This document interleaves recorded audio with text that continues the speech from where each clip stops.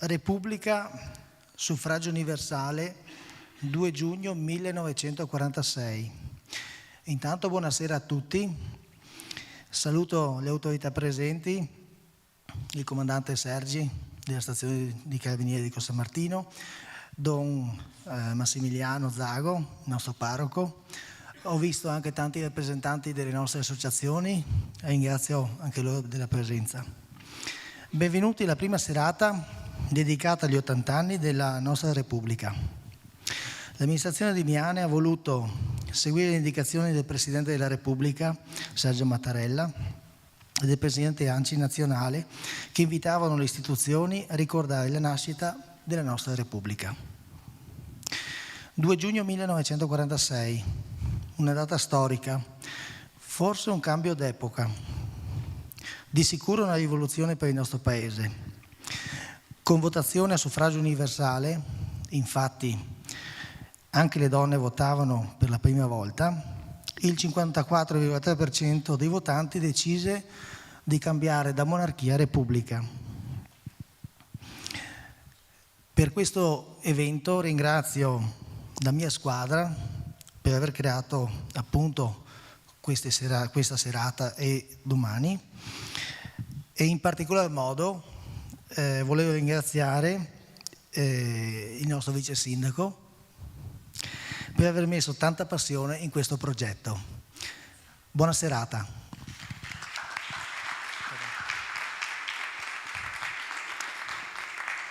Passo la parola al nostro sindaco dei ragazzi. Buonasera a tutti. Oggi celebriamo gli 80 anni della Costituzione italiana, un simbolo di libertà, pace e democrazia. La Costituzione ci ricorda che ogni persona ha diritti, ma anche doveri verso gli altri e verso la comunità.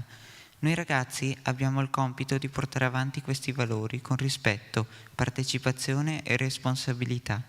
Essere nel Consiglio Comunale dei Ragazzi significa imparare che anche i giovani possono fare la differenza. Grazie e buona serata.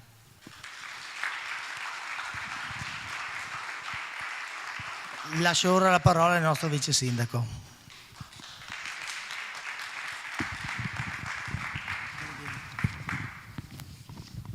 Buonasera a tutti e benvenuti. È con piacere che diamo inizio a questo percorso dedicato agli 80 anni della Repubblica Italiana, un anniversario che non rappresenta soltanto una ricorrenza storica, ma è un'occasione preziosa per riflettere insieme sul significato profondo dell'essere comunità. 80 anni fa il nostro Paese usciva da una delle pagine più difficili della propria storia e sceglieva attraverso il voto e attraverso la Costituzione la strada della democrazia, della libertà e della partecipazione.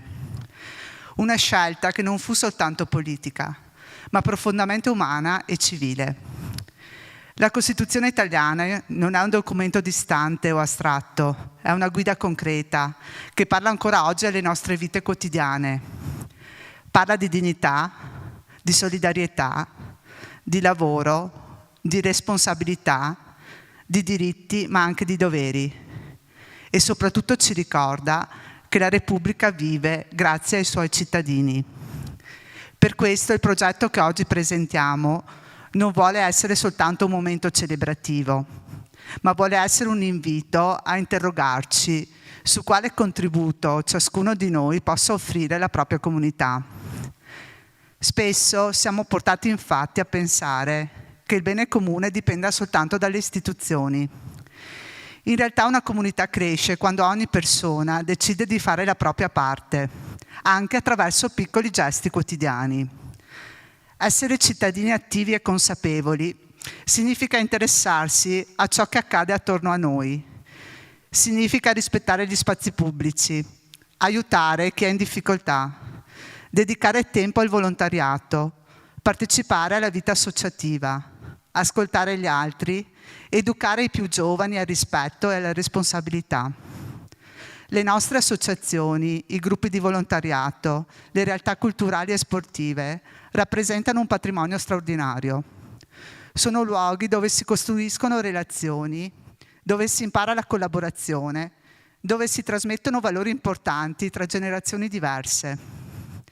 E in un tempo in cui spesso prevalgono individualismo e divisioni, abbiamo ancora più bisogno di riscoprire il senso della partecipazione civica, perché la democrazia non vive soltanto nelle grandi decisioni nazionali, vive nei paesi, nelle piazze, nelle scuole, nelle associazioni, nei rapporti quotidiani tra persone.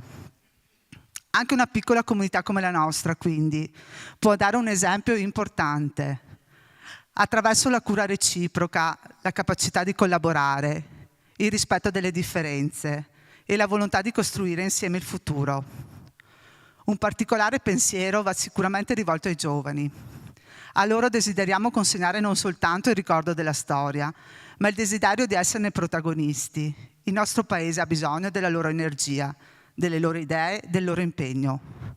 Ringrazio tutti coloro che ci hanno aiutato a realizzare questo progetto, a partire dai relatori qui presenti, ai colleghi amministratori, al mio sindaco che mi sopporta tanto e a tutti voi che fate da cornice a questo bellissimo quadro stasera. Che queste giornate possano essere non solo momenti di approfondimento culturale, ma anche occasioni di incontro, dialogo e crescita collettiva, perché la Costituzione continua a vivere ogni volta che una comunità sceglie la solidarietà, la partecipazione e il bene comune. Passo ora la parola all'avvocato Marco Cagliandro, che oltre ad essere un ottimo professionista è anche un carissimo amico, che condurrà la serata accompagnando l'illustre intervento del professor avvocato Sandro Denardi, a cui va un ringraziamento particolare per essere qui tra noi stasera.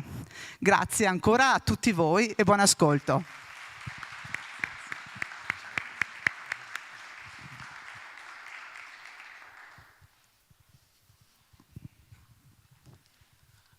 Buonasera a tutti e benvenuti. Siamo qui stasera in questo bellissimo teatro, l'Auditorium Antiga, per un appuntamento che il Comune di Miane ha voluto dedicare ad una ricorrenza straordinaria, è stata più volte citata, gli 80 anni della Repubblica Italiana. Un benvenuto speciale va anche a chi ci segue da casa in diretta streaming sui canali Facebook e YouTube di IAM Vittorio Veneto e IAM Servizi. Siete parte anche voi di questa serata, esattamente come qui, come tutti coloro che sono qui seduti in questa sala, e siamo felici di potervi raggiungere ovunque voi siate. 80 anni fa, il 2 giugno 1946, il popolo italiano era chiamato a scegliere la propria forma di Stato. Scelse la Repubblica e poco più di un anno dopo, il 1 gennaio 1948, entrava in vigore la Costituzione, frutto del lavoro, della visione e del sacrificio delle madri e dei padri costituenti. Uno degli artefici di quella stagione straordinaria, Piero Calamandrei, un giurista costituente, tra i padri fondatori del nostro ordinamento, avvertì fin da subito che la Costituzione non si sarebbe conservata da sola. In un celebre discorso agli studenti milanesi del 1955 disse: «La Costituzione non è una macchina che una volta messa in moto va avanti da sé. La Costituzione è un pezzo di carta. La lascio cadere e non si muove. Perché si muova, bisogna ogni giorno rimetterci dentro il combustibile. Bisogna metterci dietro l'impegno, lo spirito, la volontà di mantenere queste promesse, la propria responsabilità».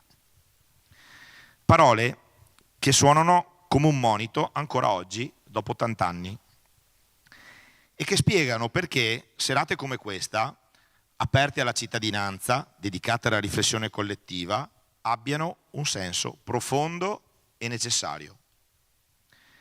Questa serata è il primo di 3 appuntamenti che il Comune di Miane ha pensato come un percorso di riflessione sui principi fondamentali della nostra Carta: la solidarietà, la partecipazione civica, l'interesse generale. Valori che non appartengono ai libri di diritto, ma alla vita di ciascuno di noi.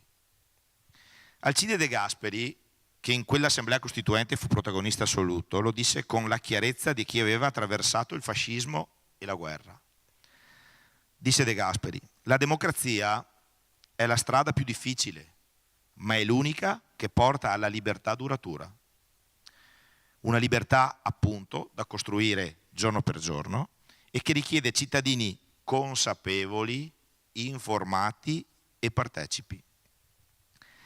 Ed è proprio da quella eredità fondativa che parte la relazione di questa sera, dal titolo 1946-2026, il prezioso lascito delle madri e dei padri costituenti eletti 80 anni fa.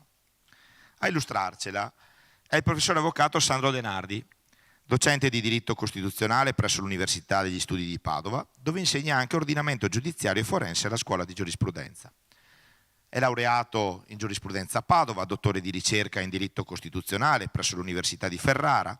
Il professor De Nardi è una delle voci più autorevoli del costituzionalismo italiano ed è un nostro caro concittadino di Vittorio Veneto.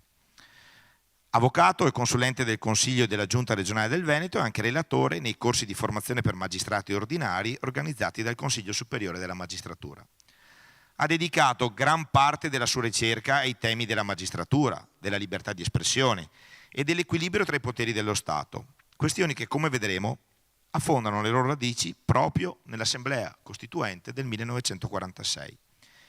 Ci aiuterà questa sera a comprendere cosa ci hanno davvero lasciato quelle donne e quegli uomini eletti 80 anni fa e forse a riscoprire, per usare le parole dell'attuale Presidente della Repubblica Sergio Mattarella, che la Costituzione non è un monumento da ammirare, ma una bussola da seguire ogni giorno nella vita civile e democratica del Paese.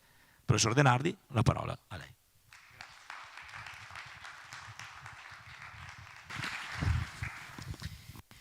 Buonasera. Intanto rivolgo un saluto ad ognuno di voi accompagnato da una virtuale stretta di mano, a voi che siete qui presenti questa sera e a coloro che sono collegati. Vi ringrazio per essere qui, spero di non deludervi troppo. Spero che non torniate a casa con la sensazione di aver sprecato una serata che poteva essere utilmente impiegata a fare altro. Ebbene, se questa mia speranza non si dovesse concretizzare, sappiate che confido e faccio anzi appello sin da ora alla vostra indulgenza.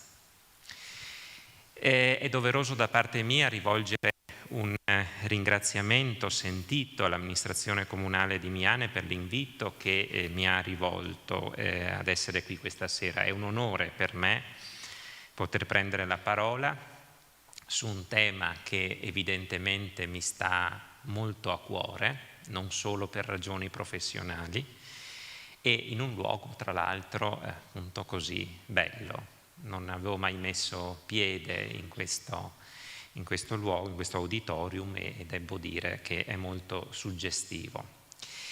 Oltre al ringraziamento che rivolgo al sindaco, alla vice sindaco che ho sentito e comunque a tutta l'amministrazione, rivolgo un complimento al comune di Miane. Perché? Perché sta manifestando una sensibilità, mi verrebbe da dire uno spirito democratico che non è scontato, addirittura ipotizzando più di un evento celebrativo di questa ricorrenza e invitando la cittadinanza a riflettere sulla nostra legge fondamentale, sulla Costituzione. E a questo proposito faccio subito un riferimento fattuale ma anche normativo importante. C'è un articolo nelle disposizioni transitorie e finali, che è l'articolo 18 della Costituzione. Qui ho una copia anastatica dell'originale, ci sono 3 originali della Costituzione repubblicana che è stato riprodotto dalla Camera dei Deputati. Ebbene, la 18ª disposizione transitoria e finale, che è l'ultima disposizione, reca una previsione di questo tipo, secondo cui la Costituzione, il testo della Costituzione è depositato nella sala comunale di ciascun comune della Repubblica per rimanervi esposto durante tutto l'anno 1948, affinché ogni cittadino possa prenderne cognizione. Allora, questo precetto in apparenza ha una valenza minoritaria, nella sua tra l'altro disarmante semplicità espositiva, ma esprime una consapevolezza che era molto sentita dai costituenti, e cioè, ricollegandomi a quanto diceva poc'anzi anche l'avvocato Caliandro, che la Costituzione, per essere e per continuare ad essere viva e vitale, necessita di essere conosciuta. È una disposizione che formalmente è scaduta, perché diceva per un anno deve essere esposta durante il 1948. Eppure, nonostante la scadenza apparente, è di perenne e permanente attualità. L'obiettivo che avevano di mira quando hanno scritto questo precetto è un obiettivo, come dire, evergreen, passatemi l'espressione, ed è indispensabile, perché se la Costituzione vuole vivere non basta che i suoi principi, le sue regole siano codificate sulla carta, per quanto pregiata sia quella carta, ma quelle regole, quei principi debbono stare dentro di noi, dentro i consociati, nella mente, nella coscienza, mi verrebbe da dire nel cuore dei consociati. E credetemi, se uno conosce a fondo la Costituzione, non può non restare affascinato anche dal fatto che quel testo riesce a toccare delle corde dei nostri cuori. Ciascuno di noi è tenuto a conoscere la Costituzione, tra l'altro c'è anche un preciso dovere costituzionale in tal senso, che è sancito nell'articolo 54, ed è tenuto a conoscerla per rispettarla, per farla rispettare e per invocarla anche di fronte ad eventuali abusi del potere. La Costituzione è uno scudo che ognuno di noi può avere in mano. Ebbene, in assenza di questa dimensione, come dire, diffusiva, largamente diffusiva, la Costituzione man mano rischia di venire meno il suo ruolo. Onore dunque agli amministratori di Miane per questa scelta di omaggiare il lavoro che è stato posto in essere dai padri, che vengono spesso menzionati, dai padri costituenti e dalle 21 madri costituenti, spesso dimenticate. Erano 21 su 556, pochissime, eppure hanno inciso grandemente sul testo che poi è stato approvato, e spero di avere il tempo di darvene anche conto. Bene, vengo al tema che mi è stato assegnato, il prezioso lascito delle madri e dei padri costituenti. Il tema è un tema vastissimo. Si potrebbe tenere un corso universitario sul punto, anzi, io ne potrei tenere anche più di uno, tanto per darvi l'idea di quante questioni si potrebbero trattare. Va da sé che, dato il tempo ristrettissimo che ho a disposizione, io vi dirò soltanto alcune cose su questo argomento, procedendo per lo più per flash. Dopodiché, naturalmente, alla fine sarò disponibile a rispondere alle vostre eventuali domande, sempre che nel frattempo non vi siate annoiati a tal punto da lasciarvi abbracciare da Morfeo. Sono costretto a dirvi poche cose e soprattutto mi interessa che quelle poche cose che andrò a dirvi vi possano risultare chiare. E quindi mi corre l'obbligo di usare un linguaggio che sia adatta alla circostanza di un pubblico che ha una formazione eterogenea. E mi scuso quindi ex ante con l'avvocato Caliandro, con gli altri giuristi che vedo qui presenti. Io cerco di fare tesoro di un insegnamento che rievoco spesso, quello del professor Tullio De Mauro, un grande linguista che ho avuto anche l'onore di conoscere, perché a volte la vita appunto favorisce incontri inaspettati. E lui disse così, aperte le virgolette: le parole sono fatte prima che per essere dette, per essere capite. Proprio per questo, diceva un filosofo, gli dei ci hanno dato una lingua e due orecchie. Chi non si fa capire viola la libertà di parola dei suoi ascoltatori. È un maleducato se parla in privato e da privato. È qualcosa di peggio se è un giornalista, un insegnante, un dipendente pubblico, un eletto dal popolo. Chi è al servizio di un pubblico ha il dovere costituzionale di farsi capire. Chiuse le virgolette. Ecco, dato che esiste anche questo dovere costituzionale, spero di riuscire ad adempierlo. Se del caso, rimproveratemi. Ebbene, entro nel vivo del tema che mi è stato assegnato. Quale eredità ci hanno lasciato i costituenti che sono stati eletti direttamente dal popolo italiano? E già questa è una scelta molto significativa, il 2 giugno di 80 anni fa. Beh, è un'eredità che tra l'altro non è rappresentata esclusivamente dal testo costituzionale, un'eredità che è davvero preziosa. Un'eredità che è preziosa per tante ragioni. Per ragioni che attengono al metodo che è stato seguito nell'elaborare il testo costituzionale e per ragioni che attengono al merito, alle scelte che hanno fatto attraverso approvando il testo costituzionale, la nostra legge fondamentale. Allora, vado nell'ordine. Dedicando qualche cenno al metodo costituente, perché conta.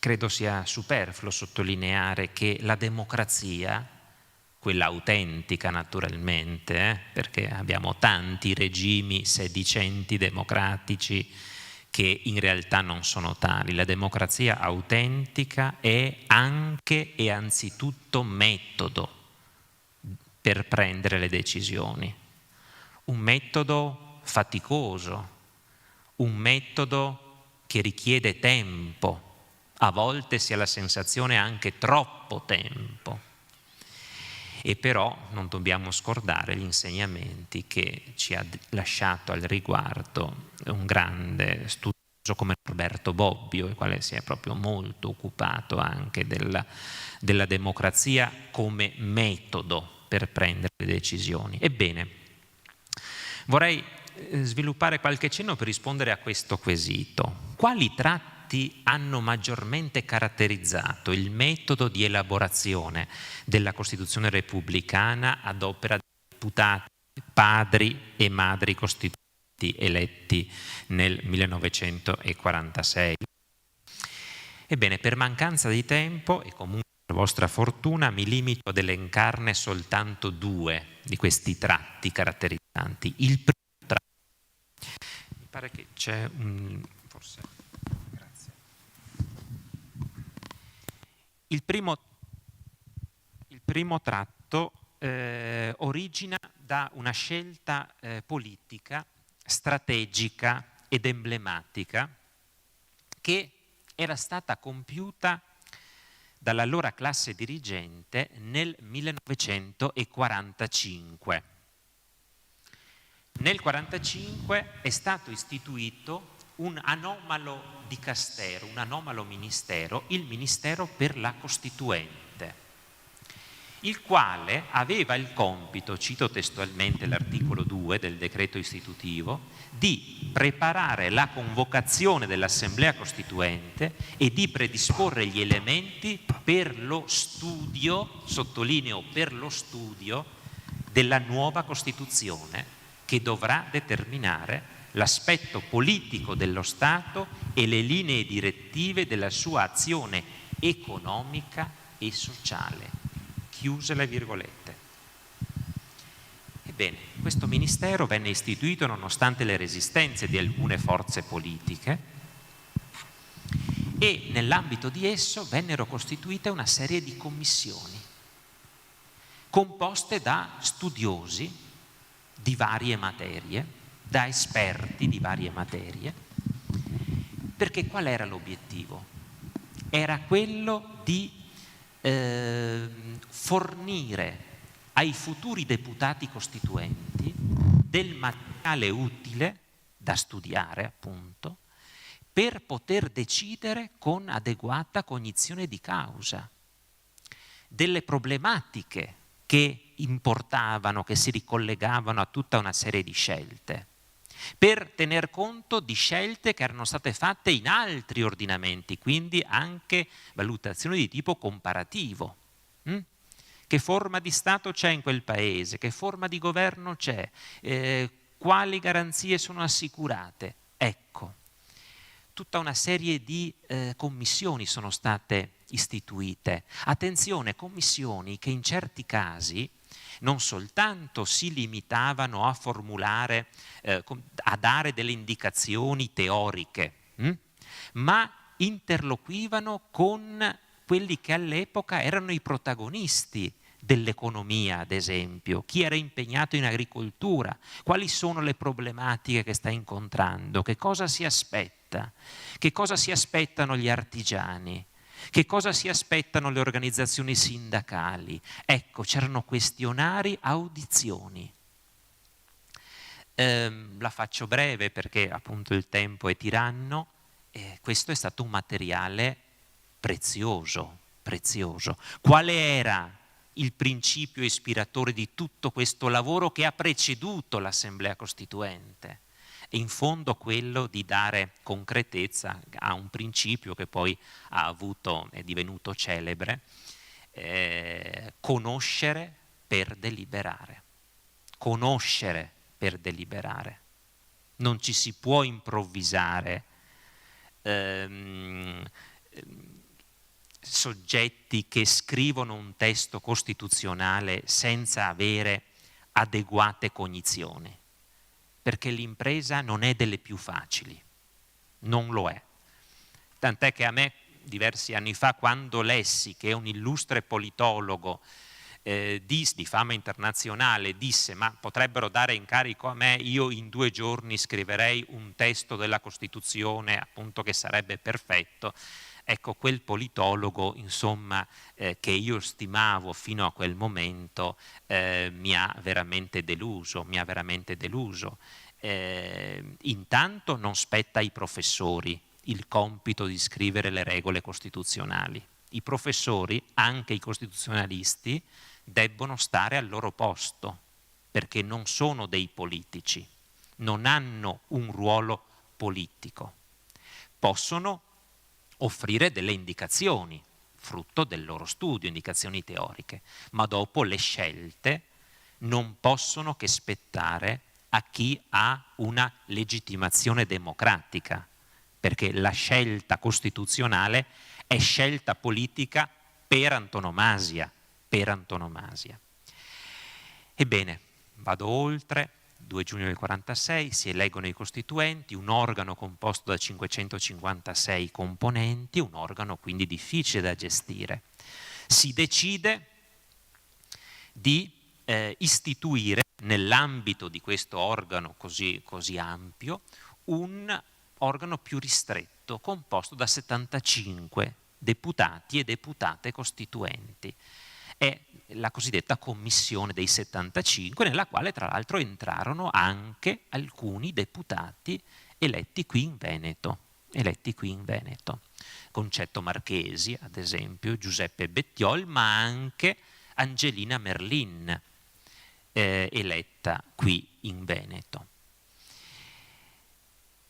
E quindi si operò con questa commissione e dopodiché i lavori del plenum, dell'assemblea plenaria, iniziarono soltanto il 4 marzo del 1947. Ma questa commissione predispose una bozza di Costituzione sulla quale avviare la discussione concreta. Quindi primo tratto, conoscere per deliberare. Secondo tratto caratterizzante il metodo costituente, lo spirito cooperativo ha caratterizzato quei lavori. C'era la precisa volontà delle parti di non arrivare mai, anche sulle questioni più delicate e controversie, ad esempio quella relativa al fondamento della Repubblica. Una Repubblica fondata sul lavoro oppure no? O sui lavoratori oppure no? C'erano visioni molto diverse al riguardo. Oppure il tema molto delicato dei rapporti tra lo Stato e la Chiesa Cattolica. Un tema molto divisivo, in virtù delle forze politiche rappresentate in quel consesso che avevano al riguardo idee molto diverse. Ebbene, c'era questo spirito cooperativo. Attenzione, non sto dicendo che il confronto si svolse in un clima idilliaco. La regola non era quella dell'embrassons nous, abbracciamoci, no. Lo scontro è stato anche con toni molto alti, scontri aspri. La stampa dell'epoca ne ha dato conto e gli stessi atti dell'Assemblea Costituente ne danno conto. Scontri ideologici molto accesi e persino, pensate, accuse di colpi di Stato ci furono. Tant'è che qualche articolo della Costituzione, a forza di scontri e a forza che ogni forza politica voleva togliere da quel precetto ciò che non le andava bene, alcuni articoli, disse Piero Calamandrei, sono rimasti calvi di questo progetto che stiamo discutendo.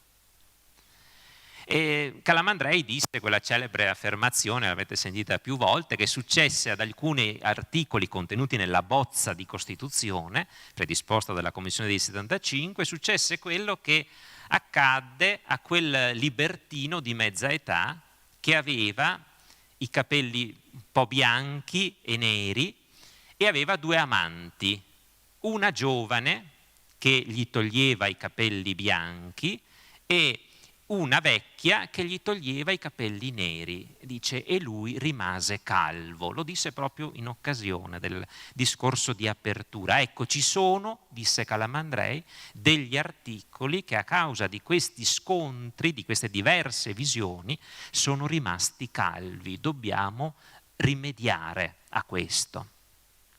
Però su tanti punti, su tante questioni, si era raggiunto un compromesso. So che è un termine démodé, che oramai ha anzi una connotazione negativa, il compromesso. Se non vi piace, usiamo il termine sinergia, hanno fatto sinergie, dal punto di vista etimologico significa, deriva dal greco, lavorare insieme, operare insieme per un obiettivo. Ecco, compromesso, sinergie, che è una caratteristica, dovrebbe essere una caratteristica anche oggi del parlamentarismo, del modo di operare dei parlamenti e naturalmente mutatis mutandis anche di altri organi elettivi, i consigli regionali, i consigli comunali. Ecco, la logica compromissoria che, secondo Hans Kelsen, impone la posposizione di ciò che divide gli associandi a vantaggio di ciò che li unisce, fondandosi il tutto nella reciproca tolleranza. Se voi andate a rileggere gli atti dell'Assemblea Costituente, non di rado vi imbattete in affermazioni in cui un deputato o una deputata di un certo partito chiede al Presidente di rinviare la discussione su un tema perché non vede presente in aula un collega di un altro partito che è notoriamente un esperto del settore e può darci un utile contributo per decidere meglio. Ma se volete vi leggo un'affermazione che cito spesso, che fece Luigi Einaudi, un grande professore, nel maggio del 1900, deputato costituente, nel maggio del 48, quando venne eletto primo presidente della Repubblica Italiana.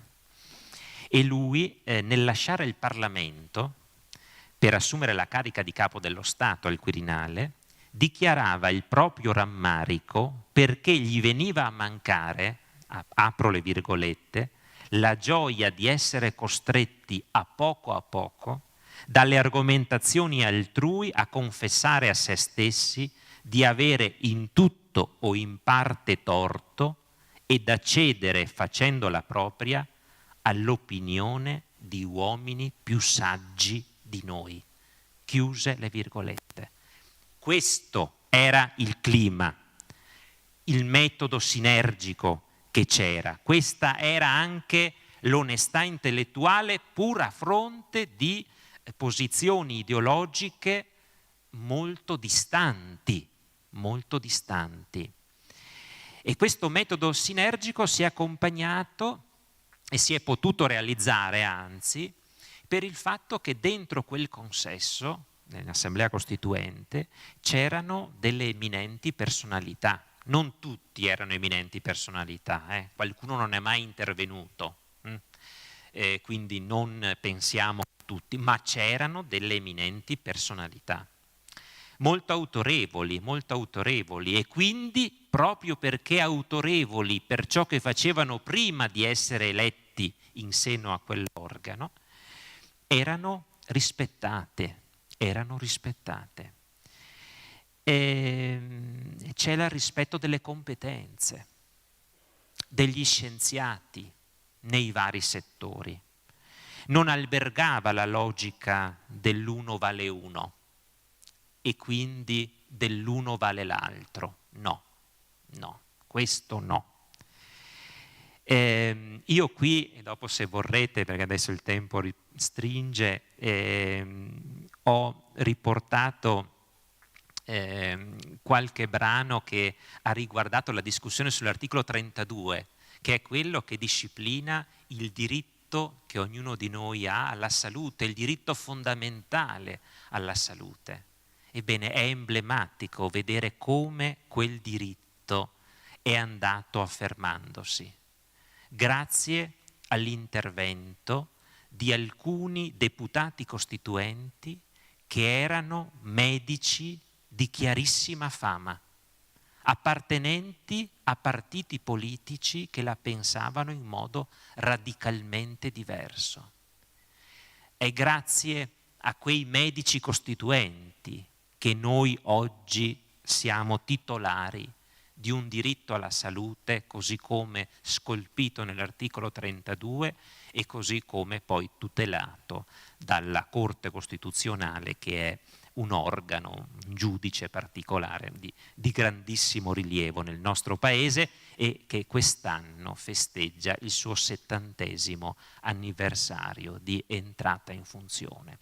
Un organo poco conosciuto ai noi dalla cittadinanza, ma sappiate che tante conquiste di cui noi oggi godiamo sono figlie di decisioni prese da quell'organo, decisioni che hanno cambiato la vita degli italiani. Un organo che i costituenti, vincendo anche lì alcune non poche resistenze, hanno voluto istituire. Un organo, pensate, che può annullare le leggi, vanificarle, se volete, in modo atecnico. Ma come? C'era chi diceva. Un organo composto da 15 persone che annulla le leggi decise dal Parlamento, dai deputati e senatori, dai consiglieri regionali o dai consiglieri provinciali di Trento e di Bolzano? Scandalo. Ecco, quell'organo ha fatto molto per concretizzare principi e valori costituzionali. Vengo al merito delle scelte. Ho del tempo, vero? Ancora? Perfetto. Se del caso, Marco, dammi segnali inequivoci e mi taccio. Ebbene, il merito delle scelte. Intanto, una premessa. Una Costituzione non è un mero catalogo di valori giuridici, politici e civili. No, è molto di più, è molto di più. In una Costituzione risuona, dovrebbe risuonare, la storia di un popolo. E dalla storia dipende la sua specifica cultura. La nostra Costituzione è figlia di un contesto, del contesto italiano. E un grande studioso ha detto che ciascuna Costituzione è soprattutto un documento culturale. Ecco, la Costituzione, prima che essere un testo normativo, la legge fondamentale della Repubblica, questa è la qualificazione, è un documento culturale. Ebbene, qual è l'elemento culturale che caratterizza la nostra Costituzione? Che, attenzione, io non qualifico come la più bella del mondo. Queste qualificazioni io le lascio volentieri ai comici. Una Costituzione non deve essere rapportata alle altre, tra l'altro perché il contesto condiziona il testo costituzionale, deve condizionarlo. E comunque i raffronti fra i vari testi costituzionali sono sempre pericolosi da fare. Dico che è un testo che per l'Italia, non dico in assoluto, è un'opera d'arte. È un'opera d'arte.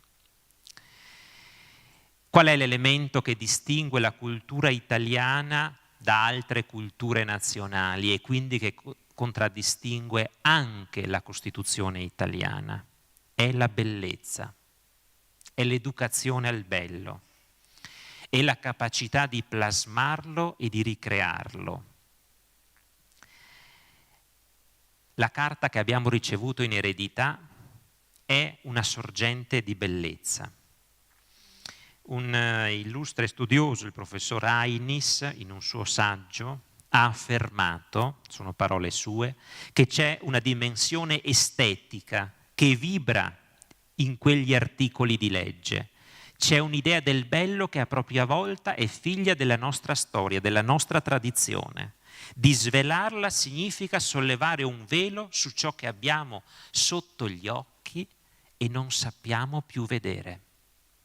Significa rivelare un patrimonio estetico, un gusto artistico, una sensibilità formale che tutti gli altri popoli invidiano il popolo italiano. Forse l'unico tratto, dice lui, nazionale di cui possiamo ancora menar vanto. In primo luogo c'è una bellezza delle parole, del fraseggio. E poi, più recondita e segreta, c'è una bellezza dei numeri. Già nel Rinascimento i numeri venivano impiegati per la musica, la poesia e l'architettura. I costituenti italiani li usarono come uno sfondo, o meglio, come il fondo della tela dipinto dal pittore prima di dipingervi in rilievo le sue forme. Quanti erano gli articoli del testo originario della Costituzione, quello che io ho qui con me questa sera? 139. Dunque 1, 3, 9. Le disposizioni transitorie e finali 18. Multiplo di 3, ancora una volta. È casuale? Non credo. Tanto più a considerare che la media dei commi in cui si articola ciascun precetto è esattamente pari a 3. Ma 3 sono i blocchi di cui è costituita la Costituzione. Il primo blocco, i principi fondamentali, poi c'è la prima parte dedicata ai diritti e doveri del cittadino e poi c'è la seconda parte dedicata alla organizzazione della Repubblica. I principi fondamentali sono costituiti da 12 articoli, ancora una volta un multiplo di 3. E 3, il numero 3, è l'articolo che è una delle colonne portanti della nostra legge fondamentale. Quello che si occupa della eguaglianza formale e sostanziale rispetto alla quale le donne costituenti hanno esercitato un ruolo importante nella redazione. E potremmo continuare a lungo, ma il numero 3 è un numero che è sintesi del pari e del dispari ed è un numero che era considerato dai pitagorici un numero perfetto. Ma c'è di più nella Costituzione. Sempre secondo Ainis c'è un paesaggio umano e naturale evocato dalle dichiarazioni normative. C'è un vissuto comune che si innerva dalle vite degli italiani illustri, dalle loro opere, dalle loro arti. Ecco, l'arte. Capolavoro, un'opera d'arte, vi dicevo. A leggere la Costituzione in controluce occupa uno spazio ben più esteso di quello che è dedicato dall'articolo 33 all'arte. L'arte e la scienza sono libere e libero ne è l'insegnamento. Questo è un precetto molto importante per i docenti, anche per me in quanto docente universitario. Non a caso vediamo in giro per il mondo che le università sono prese di mira da detentori del potere e cercano di condizionare la libertà. Io orgogliosamente insegno nell'Università di Padova, un'università nata nel 1222, che ha nel proprio motto la parola libertà, ha nel proprio motto, e vi posso garantire che lì la libertà è assicurata, anche perché è una università pubblica, pagata anche con le vostre risorse, oltre che con quelle degli studenti. Lì c'è uno spazio di libertà che è garantito dalla Costituzione e poi garantito anche dall'istituzione nel caso di specie. Ebbene, la Costituzione tutela, ci sono altri articoli che potrebbero essere evocati, l'articolo 9 appunto sullo sviluppo della cultura, della ricerca scientifica, sulla tutela del paesaggio, del patrimonio storico e artistico, a proposito di bellezza di cui si occupa la Costituzione. Ma la cultura italiana riecheggia in quasi tutti gli angoli dell'edificio costituzionali. Del resto, in quel consesso, come vi dicevo, sedevano personalità illustri, Concetto Marchesi, un grande latinista, rettore dell'Ateneo di Padova, tra l'altro, Luigi Einaudi, che vi ho citato prima, un economista di fama internazionale, e c'era un filosofo del calibro di Benedetto Croce, c'erano i cosiddetti professorini, dalla Pira a Dossetti, c'era il meglio, la crème della cultura giuridica dell'epoca, Costantino Mortati, Egidio Tosato, eletto qui in Veneto, grande costituzionalista, non abbastanza ricordato, Giuseppe Bettiol, penalista padovano, illustre professore dell'Ateneo di Padova, della mia scuola di giurisprudenza. E quindi nei dibattiti, se voi andate a leggere i dibattiti dell'epoca, incontriamo citazioni dantesche.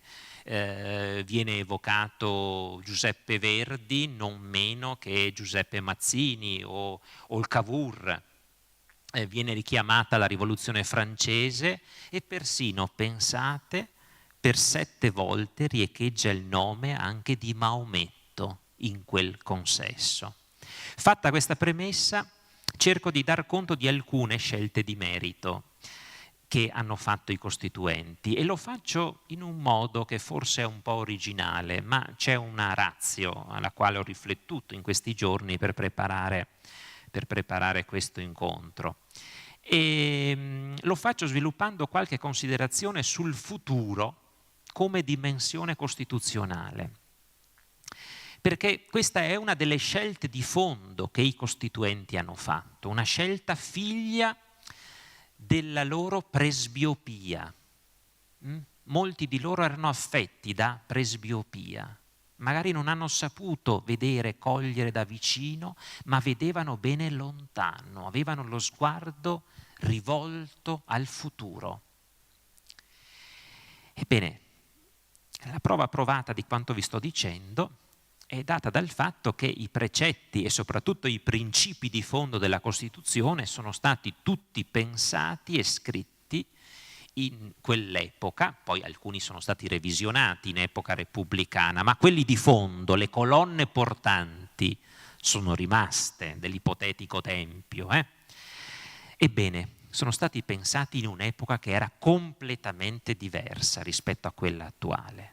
Del resto, la generazione costituente di coloro che hanno scritto la Costituzione è ormai scomparsa, sono deceduti tutti i deputati costituenti. Quella è una legge che è uguale per tutti.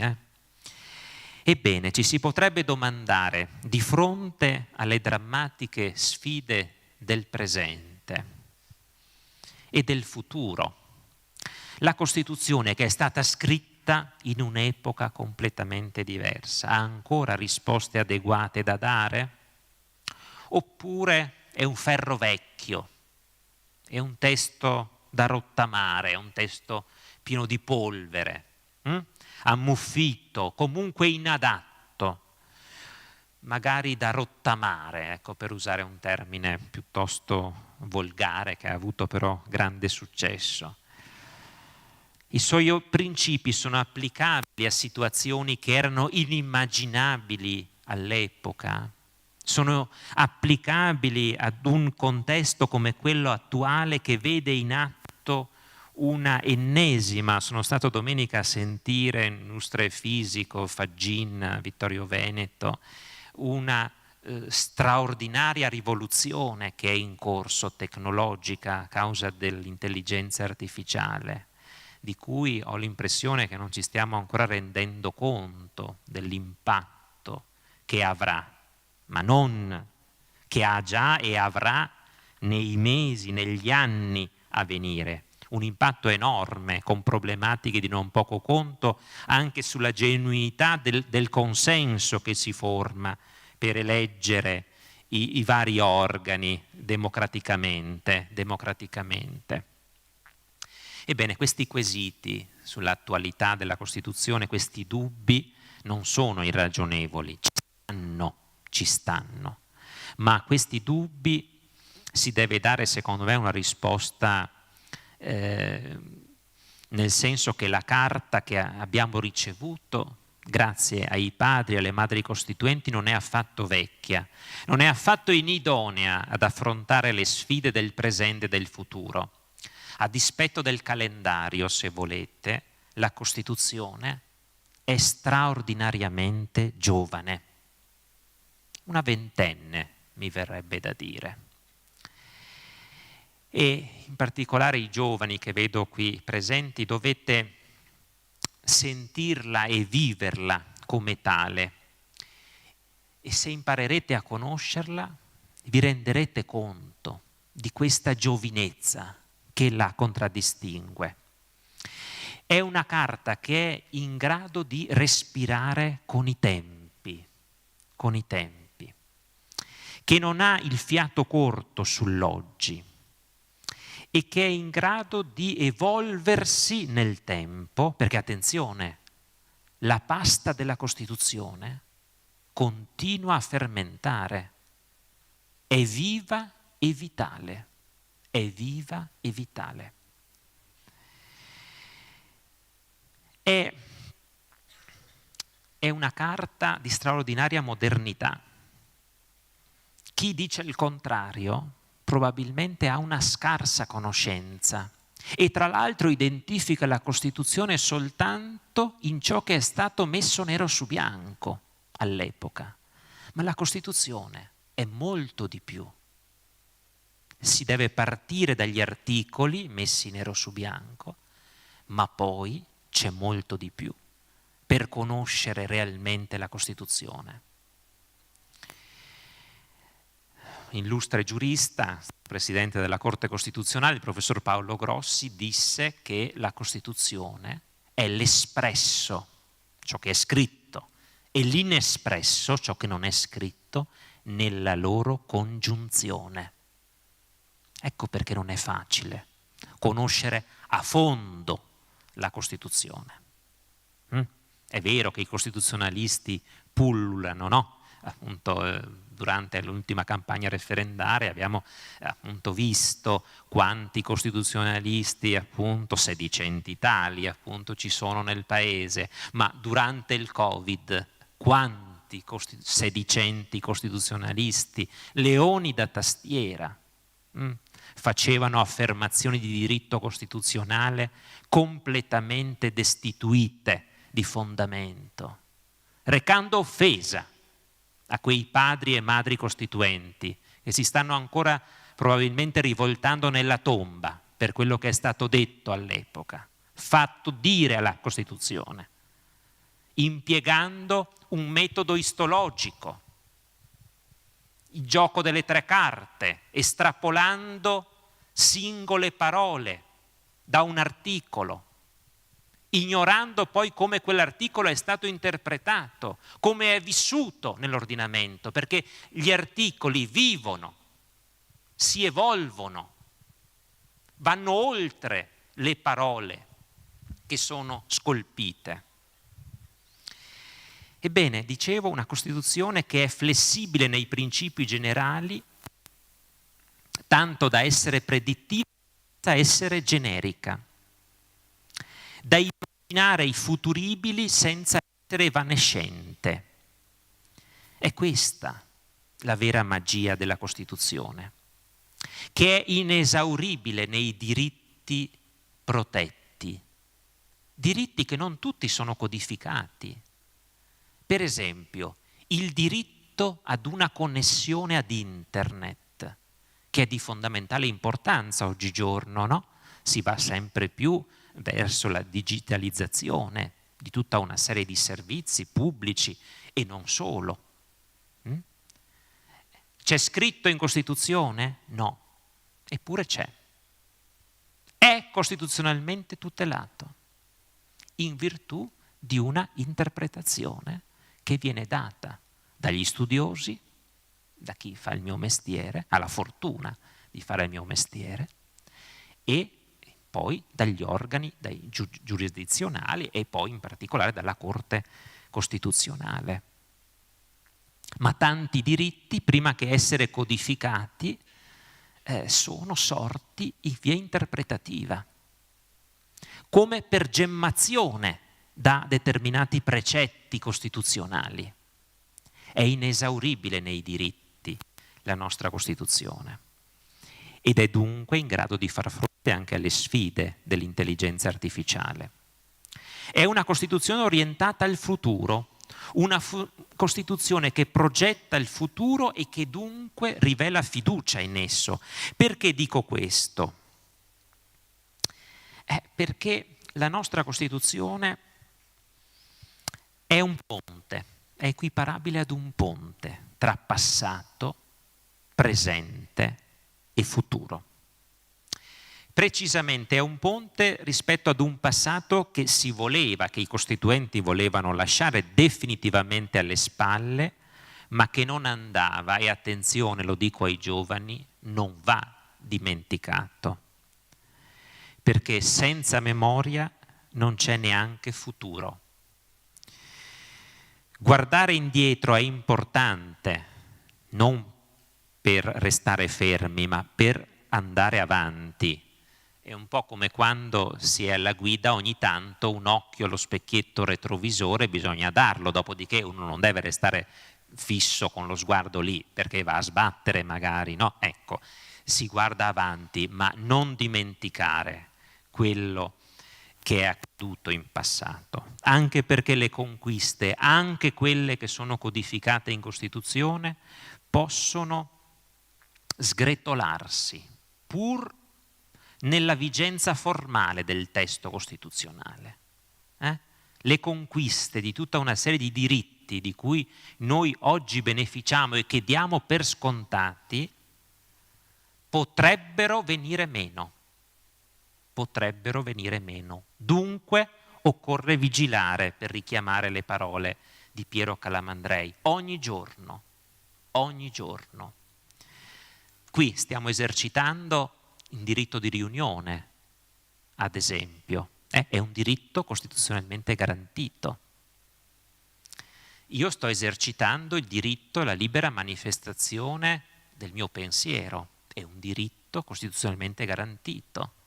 Per venire qui con l'avvocato Calliandro ho esercitato un diritto alla libera circolazione nel territorio, è un diritto sancito dalla Costituzione.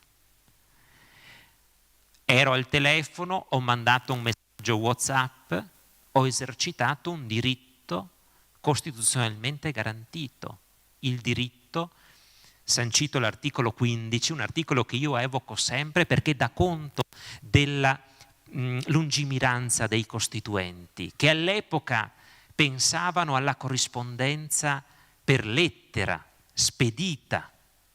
Quello era il modo di comunicare. E oggi abbiamo le tecnologie che ci permettono di comunicare in nanosecondi con ogni parte qualunque parte del mondo, mandando un messaggino. Ecco, quando io mando un messaggino WhatsApp sto esercitando il mio diritto alla libertà di comunicazione che tra l'altro è tutelata anche nella sua segretezza. Così come quando mando un'email. Ecco, hanno scritto, hanno tutelato la libertà di corrispondenza e di ogni altra forma di comunicazione, hanno scritto nell'articolo 15. Vedete? Non potevano immaginare che cosa la tecnologia ci avrebbe offerto oggi, eppure hanno scritto un precetto che è di straordinaria attualità e che ci dà copertura, anche per i social media, quando ad esempio, li utilizziamo in forma non aperta al pubblico. E quindi metto un post su Facebook visibile soltanto a determinate persone e non a tutti. Così dicasi per Instagram, così dicasi per TikTok. Ecco, tutti i social che possono rientrare nel 15 oppure nel 21, dipende da come li si utilizza, nel dettato costituzionale, scritto nel 46-47. Dicevo, un ponte che unisce il passato, il presente, un presente che agli occhi dei costituenti era drammatico, viste le macerie materiali e morali che erano derivate dagli anni immediatamente precedenti, il 46, e un ponte verso il futuro. Un futuro che i costituenti auspicavano che potesse essere migliore. La nostra Costituzione non si limita quindi a fotografare il presente del 46-47, a codificare conquiste già realizzate, no.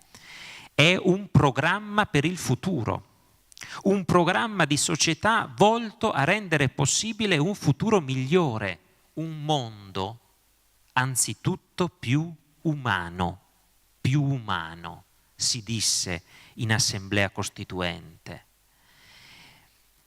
E naturalmente i costituenti hanno fatto un grande lavoro, ma poi spettava alla Repubblica, alle istituzioni repubblicane, il compito di attuare i dettati costituzionali, adottare le leggi attuative di tutta una serie di diritti garantiti dalla Costituzione, ivi compreso il diritto e dovere al lavoro, ad esempio. Ma è un progetto di società fondato su determinati valori. Quali sono i valori essenziali e senza tempo intorno ai quali è stata costruita la Carta Costituzionale? Beh, principalmente il valore della persona umana, che è al centro di tutto il dettato costituzionale. Le istituzioni, lo Stato, tutte le altre istituzioni vengono dopo e sono concepite perché debbono soddisfare i bisogni della comunità, delle comunità, esercitando i rispettivi compiti. Quindi persona umana al centro e dignità dell'essere umano. Questi sono i due pilastri fondamentali, intorno ai quali ruota tutta la Costituzione repubblicana e quindi le libertà in essa sancite, la pace, la solidarietà, i doveri inderogabili. Ebbene, da questi valori guida originano quindi tutti gli altri valori e diritti e doveri che sono sanciti in Costituzioni.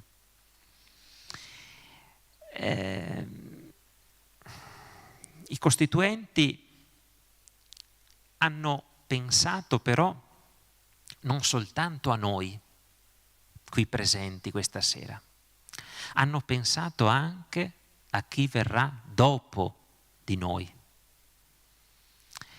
In buona sostanza è vero che nel testo originario della Costituzione non c'era alcun riferimento alle generazioni future, riferimento che dal 2022 invece è espressamente contemplato da un articolo, l'articolo 9 della Costituzione. Non c'erano le parole generazioni future, non c'erano formalmente, ma sostanzialmente erano presenti, e come se erano presenti.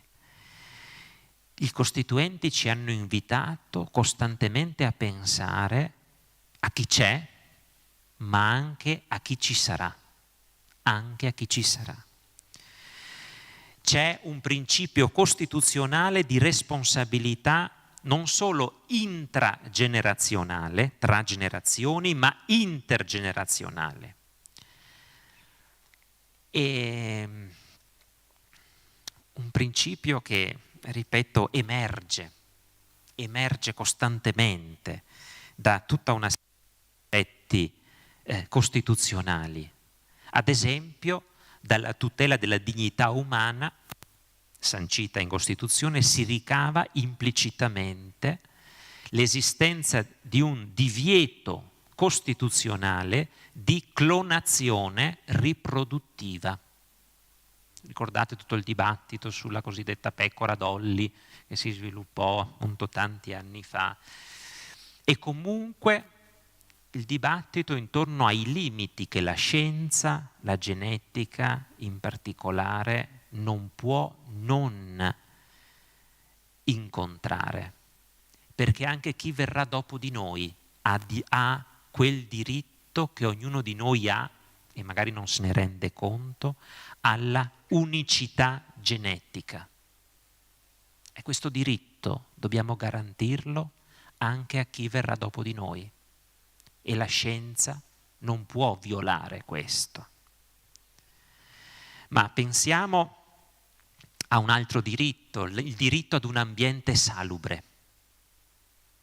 Serve a noi, perché naturalmente se l'ambiente non è salubre ci ammaliamo, e magari di malattie anche gravissime che portano al decesso, ma serve anche per chi verrà dopo di noi. È un diritto che si ricava dal combinato disposto, dalla lettura combinata tra l'articolo 9 e l'articolo 32 della Costituzione, che tutela la salute. Ma la tutela del paesaggio, del patrimonio artistico.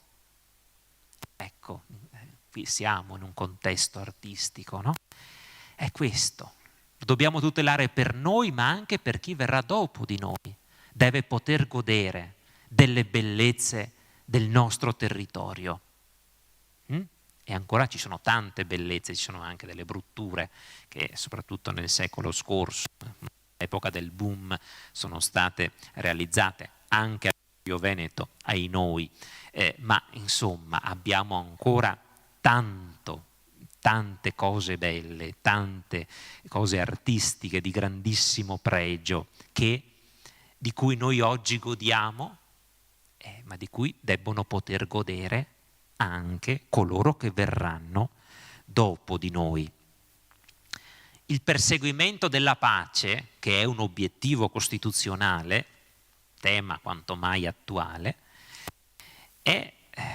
serve anche per dare forma al principio di responsabilità intergenerazionale.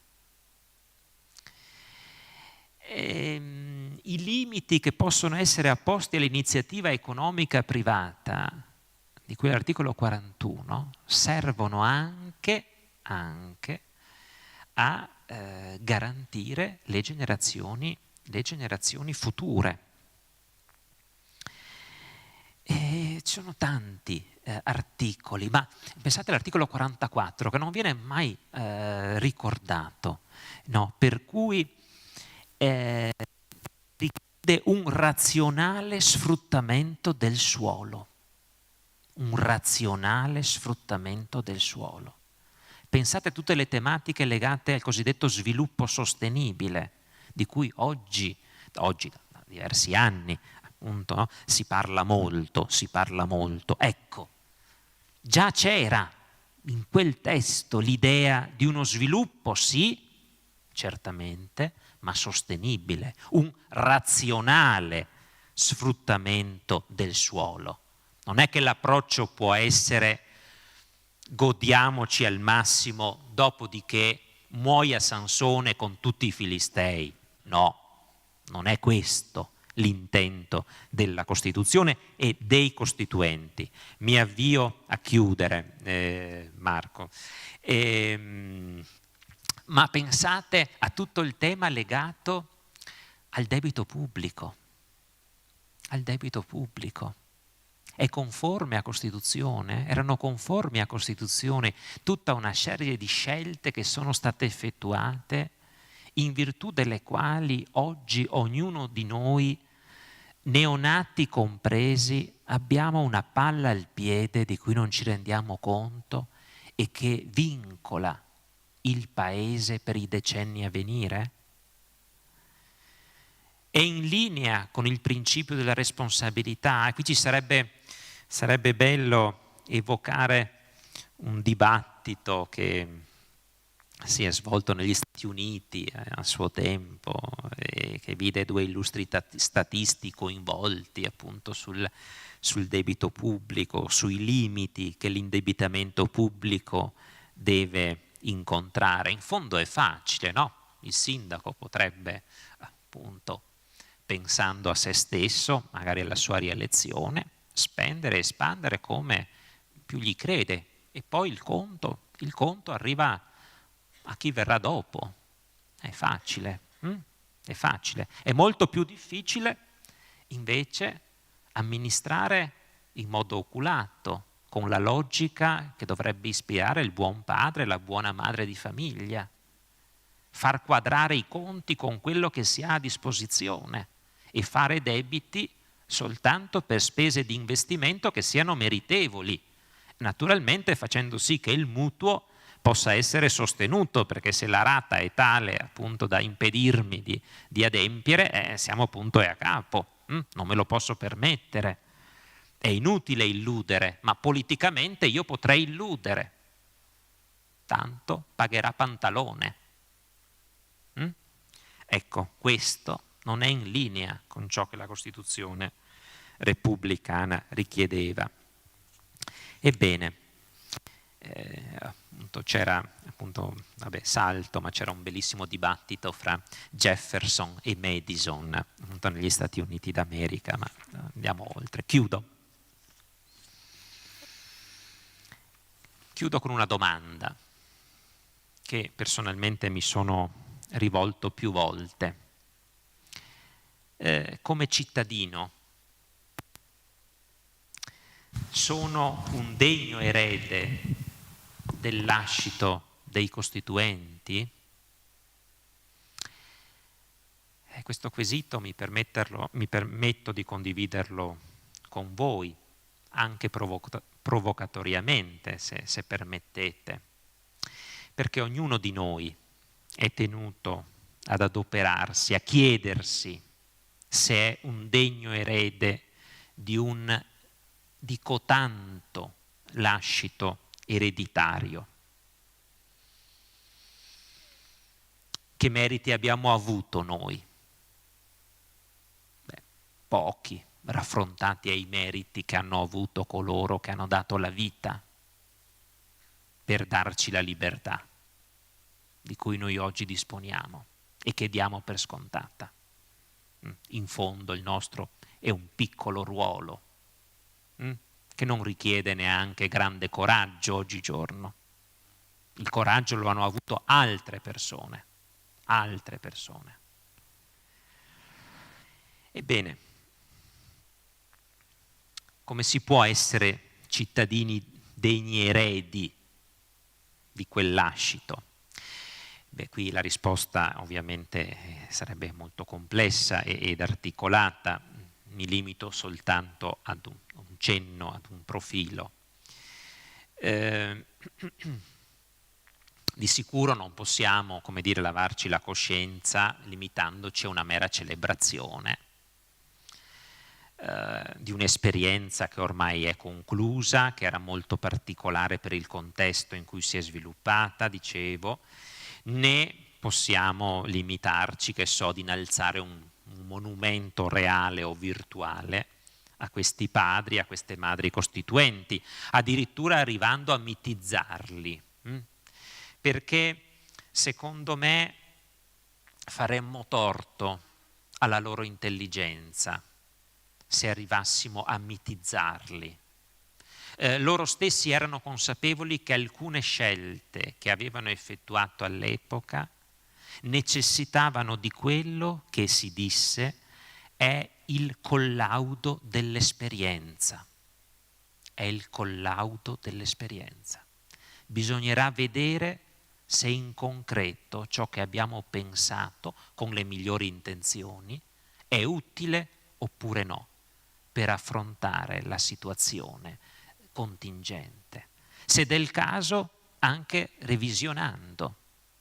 Ma lo stesso numero delle regioni e i territori regionali, c'è stato tutto un dibattito lì sul punto, a un certo punto dovevano chiudere, hanno detto va bene, appunto se ne occuperà poi la Repubblica, il Parlamento repubblicano, eventualmente di revisionare anche. E infatti noi oggi abbiamo delle regioni che hanno dei territori che quanto ad ampiezza sono come dire, appunto inidonei per un'entità regionale, ma su tante questioni hanno rinviato poi, perché non avevano l'arroganza di dettare, come dire, le 12 tavole. Hanno infatti contemplato un procedimento di revisione costituzionale, un procedimento che però dovrebbe ispirarsi a quel metodo che è stato a suo tempo impiegato, perché la Costituzione è un testo, deve essere un testo in cui qui dentro ci riconosciamo quasi tutti. Questo è l'obiettivo di un testo costituzionale.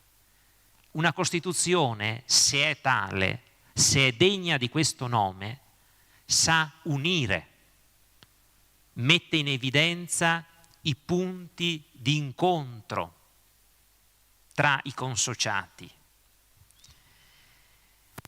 Di che ci sarà sempre qualcuno che, anche in seno all'Assemblea Costituente, c'era qualche bastian contrario, ma l'intento era quello di dare una legge in cui si potesse e si possa riconoscere la stragrande maggioranza dei consociati.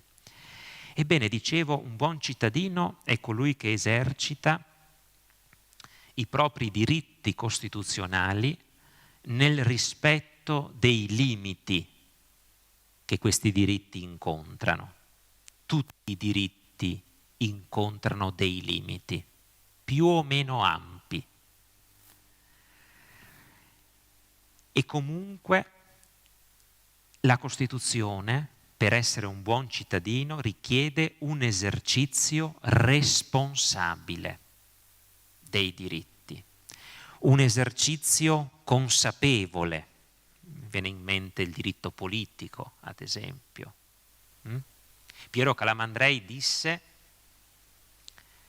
benissimo il suffragio universale, doveroso, e tuttavia, lui disse, la scuola dovrebbe rappresentare il completamento necessario del suffragio universale. Mica un'affermazione di poco conto questa, Perché? Perché l'esercizio del diritto di voto, che deve spettare a tutti i cittadini maggiorenni, uomini e donne, hanno voluto precisarlo, a scanso di equivoci, che non ci siano passi indietro sul punto, articolo 48, è un voto che va esercitato in modo responsabile, così come il diritto di istruzione. Anche quello va esercitato responsabilmente, ma la stessa libertà di manifestazione del pensiero va esercitata responsabilmente. La responsabilità, ecco, è una parola chiave del dettato costituzionale. E a proposito di responsabilità, mi ero segnato qui una frase che mi è piaciuta molto del premio Nobel per la letteratura José Saramago, che mi permetto di prendere a prestito, il quale ha affermato che noi siamo la memoria che abbiamo e la responsabilità che ci assumiamo. Senza memoria non esistiamo e senza responsabilità forse non meritiamo di esistere. Chiuse le virgolette. Ecco, la Costituzione richiede al cittadino responsabilità. Un cittadino buono, secondo la Costituzione, è colui che dimostra di possedere un'etica pubblica, pure evitando di abusare della Costituzione. Un buon cittadino è colui, e mi ha fatto piacere che ci fosse coinvolto qui questa sera il giovane appunto che è intervenuto, è colui che partecipa alla vita della comunità, o meglio delle comunità, perché ognuno di noi fa parte di una pluralità di comunità, no? A partire dalla famiglia, la società naturale, così come definita dalla Costituzione, e via via la comunità scolastica, la comunità universitaria, la comunità che si ritrova a giocare a calcetto, la comunità appassionata di musica, la comunità nazionale, la comunità quella europea, ecco, tante comunità di cui abbiamo la fortuna di far parte oggigiorno. Ebbene, la partecipazione è richiesta dalla Costituzione, sin dal primo articolo. Quando la Costituzione sancisce che l'Italia è una repubblica democratica, bene, quel democratica sta a significare che è necessaria la partecipazione. È necessaria la partecipazione. Buon cittadino quindi è chi pratica la cittadinanza democratica, una cittadinanza che contempla diritti e doveri. Sono stati evocati i doveri da chi mi ha preceduto. Chapeau, perché di doveri si parla poco, si parla troppo poco in questo paese, e qui ci sarebbero delle considerazioni da fare bellissime. Ci sono dei passi di Giuseppe Mazzini che sono di una attualità straordinaria, ma potremmo andare ancora più indietro, anche a Cicerone, e le sue osservazioni sui doveri di chi amministra la cosa pubblica, ad esempio, perché chi sceglie di amministrare la cosa pubblica incontra speciali doveri, non è un cittadino come gli altri. Lo stesso Machiavelli, appunto, scrisse delle righe molto belle sul punto, sul principe, invitandolo a riflettere, a dare il buon esempio, perché quello è un valore educativo straordinario. Non sei un cittadino qualunque quando assumi un ufficio pubblico. No. E talvolta sentiamo dire, ma io sono un cittadino. No, mi dispiace. Onori ed oneri. Per te e per chi ti sta incontro, ti sta intorno. Non a caso l'articolo 54 sancisce che i cittadini titolari di funzioni pubbliche hanno il dovere di adempierle con disciplina e onore.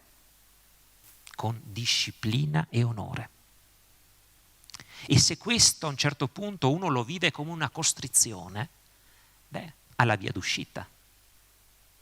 Lasciare spazio ad altri. Questo è. Per Costituzione. È così. Dicevo, doveri. Ci sarebbe molto da dire.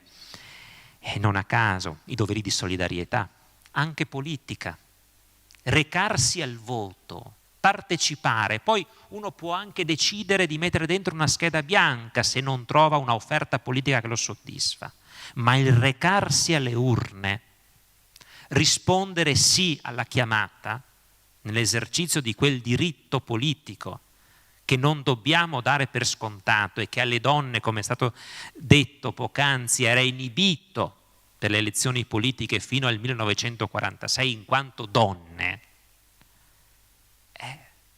è un diritto che va esercitato responsabilmente, anche adempiendo un dovere di solidarietà politica. Dicevo, Aldo Moro, grande statista e membro dell'Assemblea Costituente, ha avuto modo di osservare che questo paese, sono parole sue, non si salverà, lo disse poco prima di essere barbaramente ucciso, tra l'altro. Questo paese non si salverà e la stagione dei diritti e delle libertà si rivelerà effimera se in Italia non nascerà un nuovo senso del dovere. Chiuse le virgolette. Io ho l'impressione che questo senso del dovere in una non piccola fetta della popolazione italiana ancora manchi, ma naturalmente spero di sbagliarmi. In fondo la Costituzione, ed ho davvero finito, ci richiama a riflettere su una celeberrima affermazione che è stata effettuata da un presidente degli Stati Uniti d'America, appunto barbaramente ucciso nel 1961, John Fitzgerald Kennedy, il quale subito dopo aver prestato giuramento come 35esimo presidente degli Stati Uniti d'America parlò del bisogno di tutti gli statunitensi di essere cittadini attivi, pronunciando la famosa frase: non chiedete cosa può fare il vostro paese per voi, chiedete cosa potete fare voi per il vostro paese. Ebbene, questo è un impegno che anche i costituenti ci hanno chiesto. Dovremmo onorarlo. Grazie.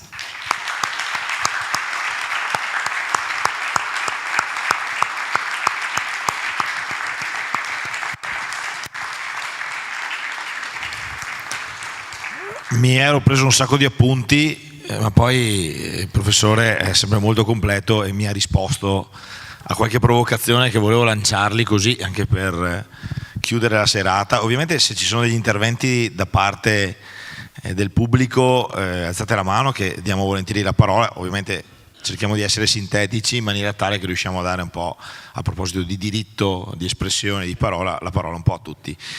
La battuta, rompo il ghiaccio, ovviamente se ci sono interventi alzate la mano.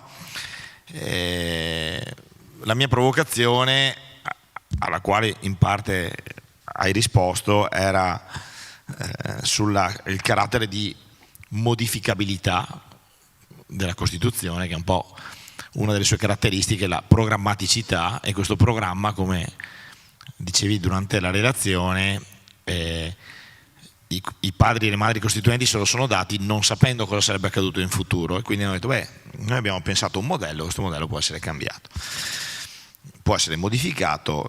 Molte volte vediamo nel dibattito costituzionale recentemente, poi credo tutti ne siamo stati affetti, almeno chi ha voluto andare a esprimere il voto referendario, e aleggia sempre la frase: la Costituzione più bella del mondo, che è un po' un must, no?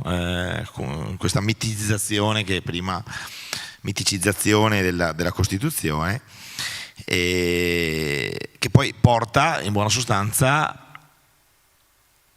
quasi a bloccare qualsiasi tentativo di dibattito, non di modifica, di dibattito sul tema costituzionale, perché poi viene tirata la giacchetta della parte politica piuttosto che appunto della sacralità della Carta, che in realtà nasce modificabile, è stata modificata, e una riflessione sulle modifiche future, probabilmente sull'ordinamento dello Stato, potrebbero essere interessanti, che siano quelle sulla magistratura, piuttosto che, come è già stato fatto per il titolo quinto nel 2001, sulla devoluzione dei poteri alle regioni.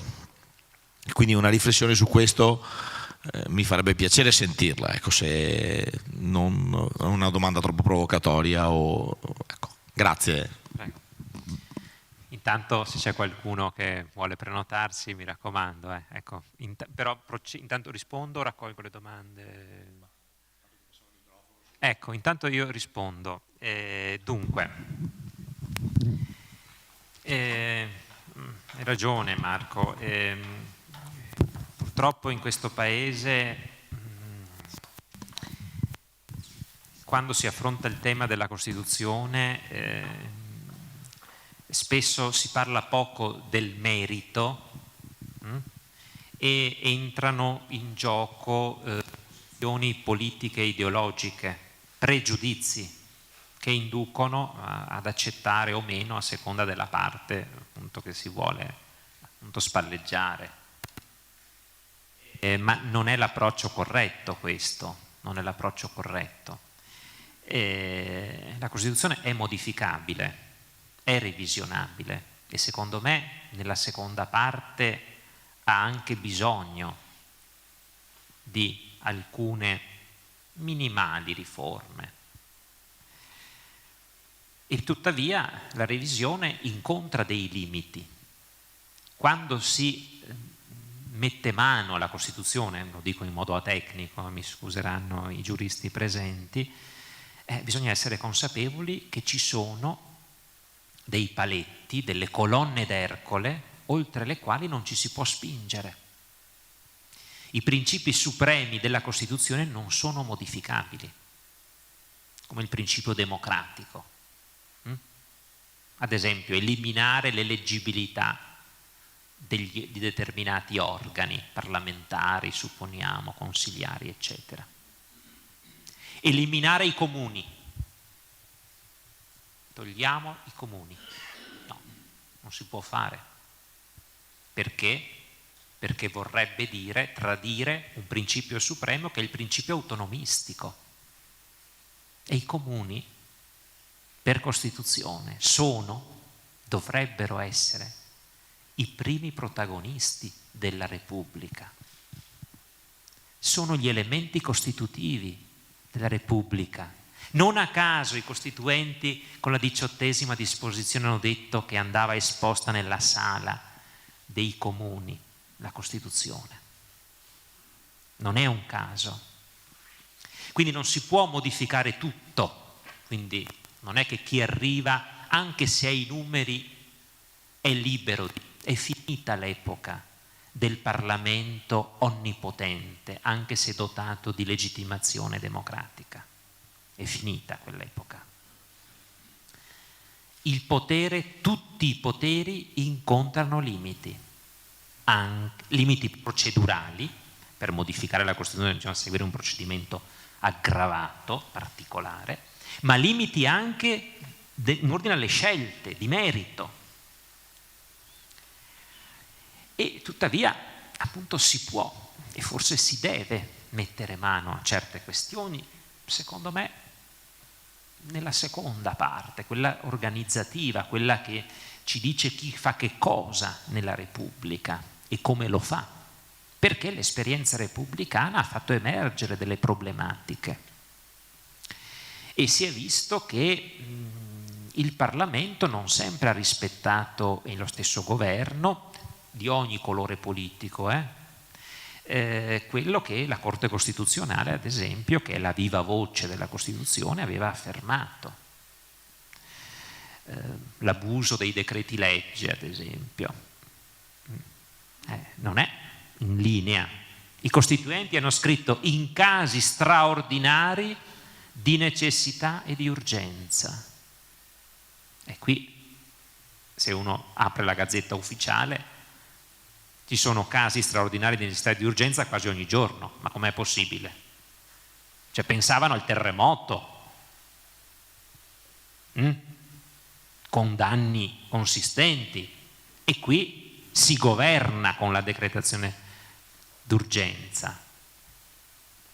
E dopodiché deviazioni, i maxi emendamenti, i voti di fiducia e così, insomma, vabbè, tante questioni, non mi sto ad annoiare, però ecco, ci sono dei punti sui quali si dovrebbe intervenire, anche per esempio per dare voce alle autonomie locali e regionali al centro, a Roma, e quindi una modifica, ad esempio, del Senato della Repubblica, a mio modo di vedere, che sarebbe in linea con una serie di innovazioni che sono state introdotte in Costituzione nel 2001 con il beneplacito del popolo italiano. All'epoca ci fu un referendum e il popolo italiano disse di sì.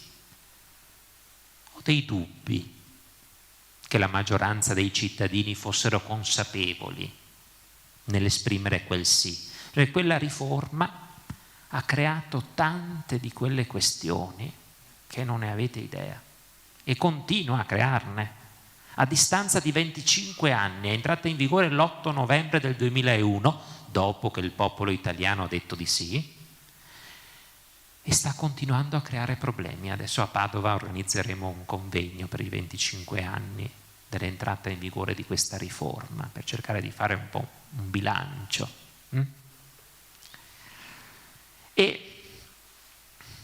E tuttavia, e poi mi taccio, ecco, l'approccio metodologico quando si modifica la Costituzione dovrebbe essere analogo, non dico identico, ma analogo a quello costituente. Cercare di interloquire con chi la pensa diversamente, con chi non fa parte della maggioranza politica del momento. Perché la Costituzione non dovrebbe essere modificata a colpi di maggioranza, anche se tecnicamente è possibile e poi spetta al popolo pronunciarsi. Ma il popolo non si è pronunciato sulla Costituzione repubblicana, non si è pronunciato. Non hanno previsto un referendum popolare approvativo della. Hanno detto: eleggerà delle signore e dei signori incaricati di scrivere la Costituzione e quello che loro decideranno sarà la legge fondamentale della Repubblica. Il popolo è in grado di valutare con cognizione di causa? E qui torna in ballo la questione della scuola, della formazione, sulla quale c'è ancora tanto da fare per un esercizio consapevole del diritto di voto anche in sede referendaria. Altrimenti può diventare problematico. E le questioni vengono politicizzate, come è accaduto durante l'ultimo referendum, dove del merito della riforma si è parlato, tant'è che io non sono intervenuto minimamente, perché dicevo: ma io non ho niente da dire di fronte ad un confronto che non è più giuridico, costituzionale, ma politico. Io faccio un altro mestiere e rispetto il mestiere di chi fa il politico, perché non è facile e c'è gente per bene in seno alla classe polica, e che poi appunto entrano delle logiche di appartenenza che inducono a privilegiare lo scontro, a vedere l'interlocutore come un nemico da abbattere. La logica è o con me o contro di me, no? Una logica che privilegia la semplicità rispetto delle soluzioni, perché volete mettere il fascino di un tweet, insomma adesso non è più un tweet, ma insomma X, eccetera. Vediamo, avviene in Italia, ma avviene in giro per il mondo. Il Presidente degli Stati Uniti d'America ci dà notizia di quello che fa attraverso il proprio social media, tra l'altro, utilizzando il proprio social media, che si è creato anche quello. Cioè viviamo in un'epoca veramente molto, molto strana, ecco, che non agevola una ripresa del metodo costituente, che privilegia la logica del compromesso, il compromesso che va rivalutato, andrebbe rivalutato quando si mette mano alle regole costituzionali. Grazie, c'era una domanda tra il pubblico? Sì. Beh, innanzitutto grazie di questa risposta esaudiente, che era una delle domande che avrei fatto io, ma fatto con molta precisione l'avvocato Caliandro. È stato per me un piacere rivederla qui con noi, con l'Associazione Amici Vittorio Veneto. Lei fu relatore proprio in occasione del 2 giugno del 2022. In quell'occasione c'erano anche 2 donne che votarono prima volta e purtroppo una di loro non c'è più, e quindi è stato un bene averlo fatto allora e non oggi, in questa occasione, che sarebbe comunque stato un grande onore lo stesso. Io volevo chiederle questo. Beh, innanzitutto che mi permetta di ricordare anche Francesco Franceschini, un illustre vittoriese che è stato uno dei padri costituenti. La nostra Costituzione si fonda su un principio importante, proprio all'articolo 1, si fonda sul lavoro. E io mi sono chiesta, no, come mai i nostri padri costituenti hanno dato così importanza al lavoro, che poi oltretutto ci sono tantissimi altri articoli riferiti appunto al lavoro e alla tutela del lavoro, in particolare anche al lavoro delle lavoratrici madri. L'articolo 37, che ancora non è del tutto attuativo, è appena entrato in vigore il decreto legge 62, che parla del giusta retribuzione, dell'equo compenso.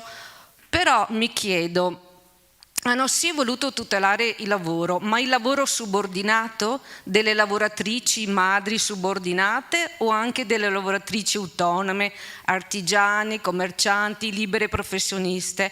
Perché effettivamente, se dovessimo fare una comparazione, non hanno le stesse tutele delle lavoratrici subordinate.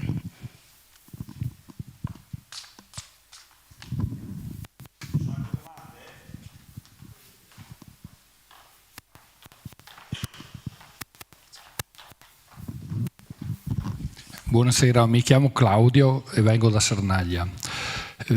Volevo intanto ringraziare per la splendida relazione che lei ha fatto stasera, ci ha regalato stasera, e soprattutto oltre alla splendida relazione ha toccato delle corde sensibilissime, perché la Costituzione io l'ho sempre apprezzata.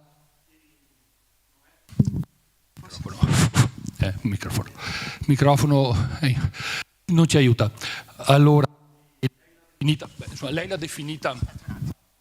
Ok. Scusate, ma problemi tecnici. E lei l'ha definita, io l'ho sempre trovata splendida. Lei l'ha definita un'opera d'arte, io aggiungo un'opera d'arte di inestimabile valore, e come tale deve trattare.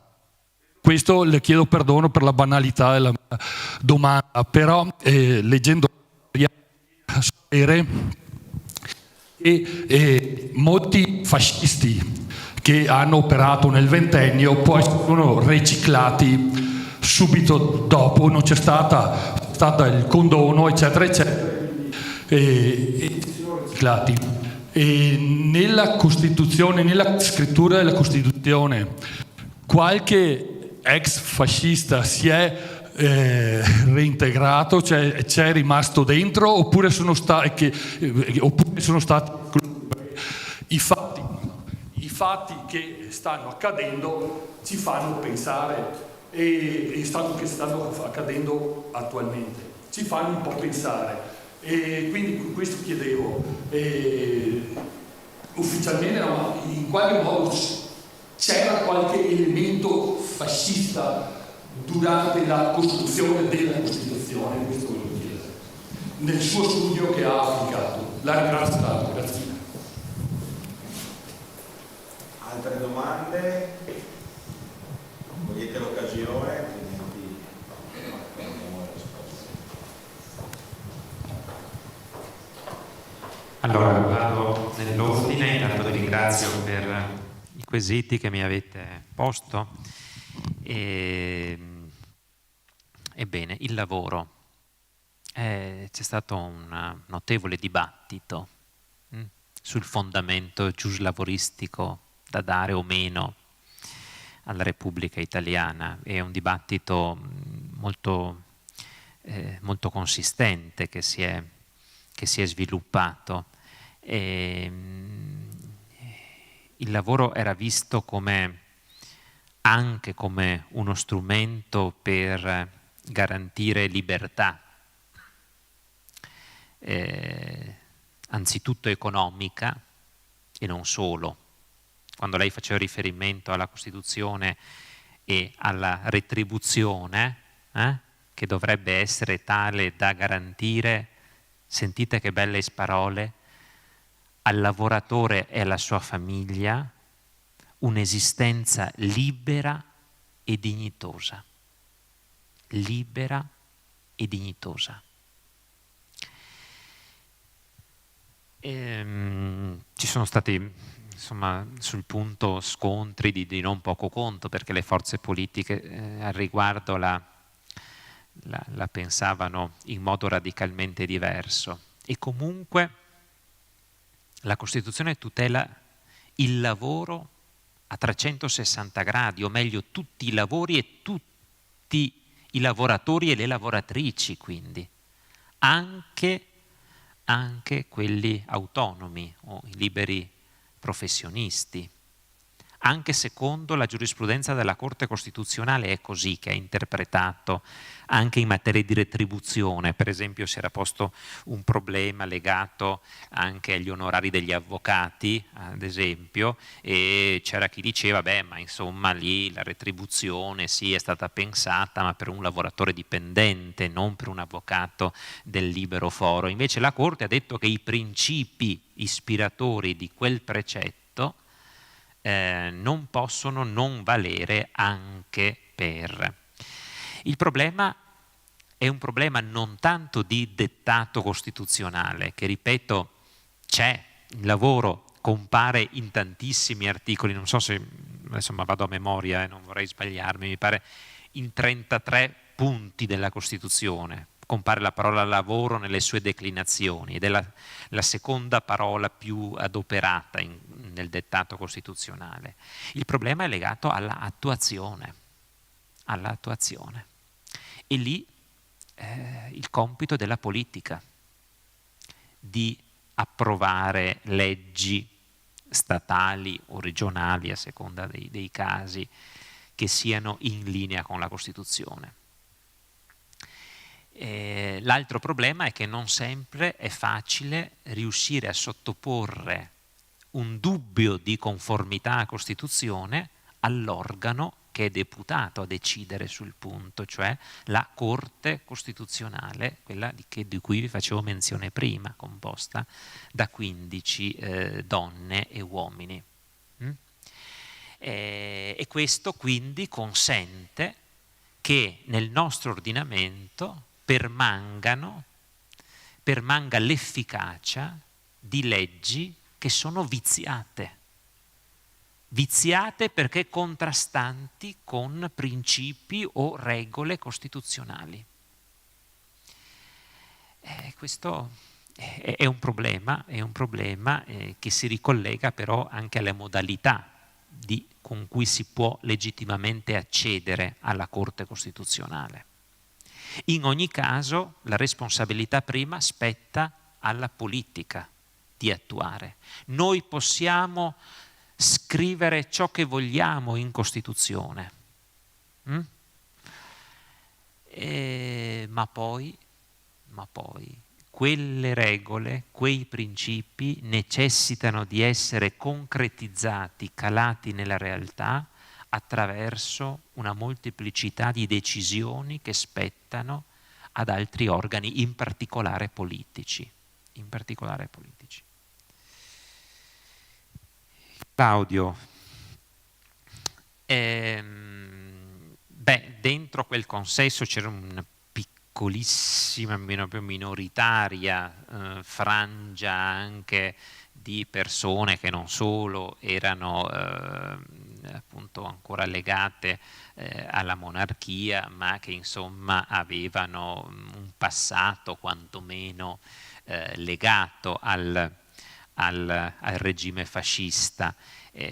Ma insomma sappiamo bene che insomma l'italiano medio appunto è in grado, come dire, di andare a seconda di dove tira il vento, no? E purtroppo questo lo vediamo talvolta, l'abbiamo visto anche nella politica internazionale, e quindi questo insomma non è proprio che ci abbia sempre reso destinatari di giudizi, come dire, lusinghieri.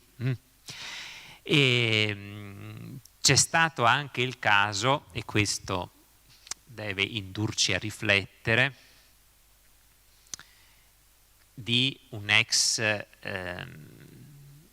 un giurista che aveva fortemente collaborato con il regime fascista e che è addirittura diventato giudice e presidente della Corte Costituzionale.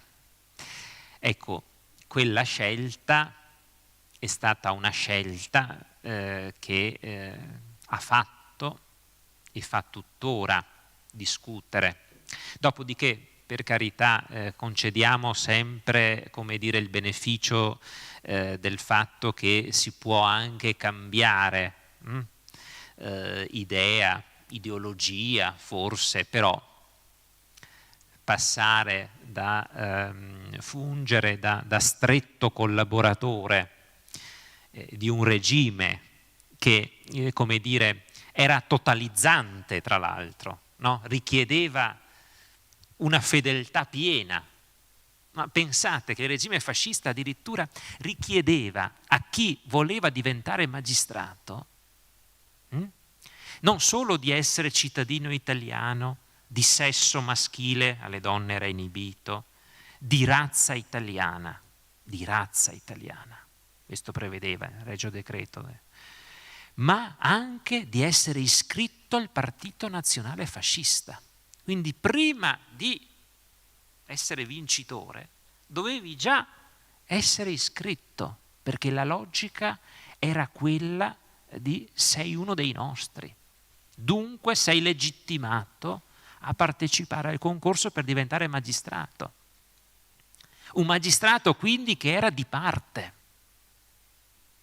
E qui vedete l'inversione di tendenza che c'è nella Costituzione. Se voi andate a leggere l'articolo 98 terzo comma, si possono con legge stabilire limitazioni al diritto dei magistrati e di altre categorie professionali che hanno ruoli delicati, forze dell'ordine, rappresentanti diplomatici, eccetera, di iscriversi a partiti politici.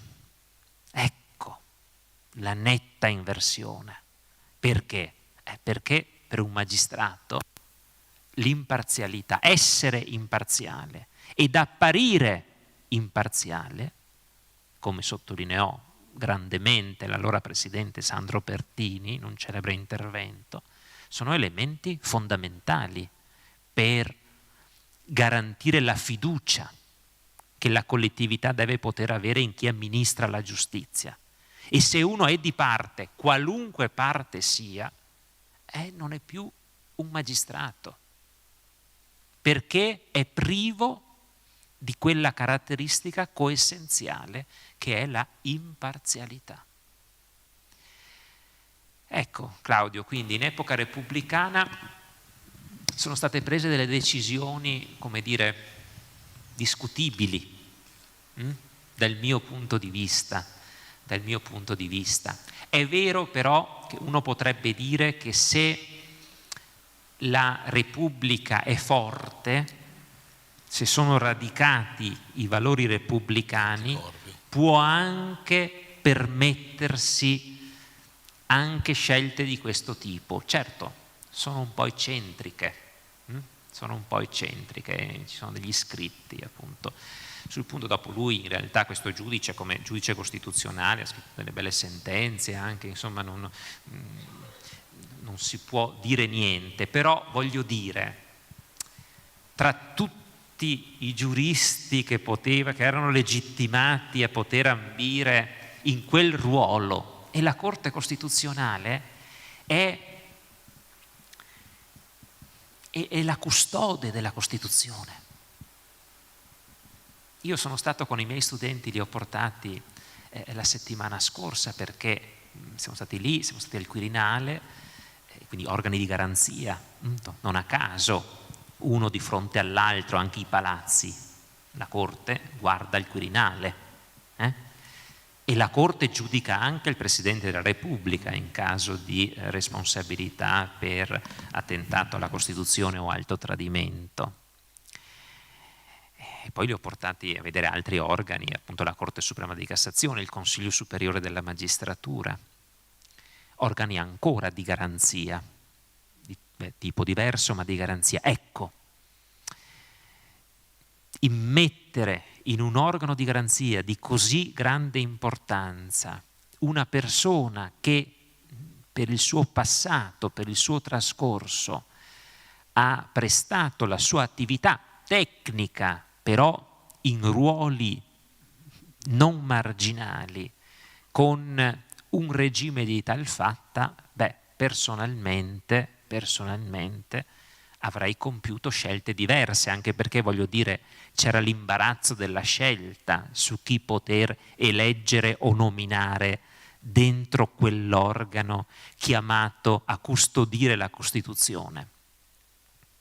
Io tra l'altro ho appena pubblicato un libro sul giuramento del giudice costituzionale, un tema che non era stato indagato dalla dottrina, e lì ho fatto delle ricerche presso l'archivio storico della Presidenza della Repubblica, dove ho scoperto delle cose molto belle, molto interessanti. Pensate che i giudici della Corte Costituzionale ancora oggi giurano su uno degli originali della Costituzione, non giurano sul testo vigente della Costituzione. E questo è un segnale di non poco conto, perché li induce anche a ricordare che le eventuali revisioni della Costituzione debbono rispettare i principi supremi che sono stati codificati nel 46-47. Vabbè, mi taccio perché ho già abusato troppo della vostra pazienza. Grazie comunque per l'attenzione.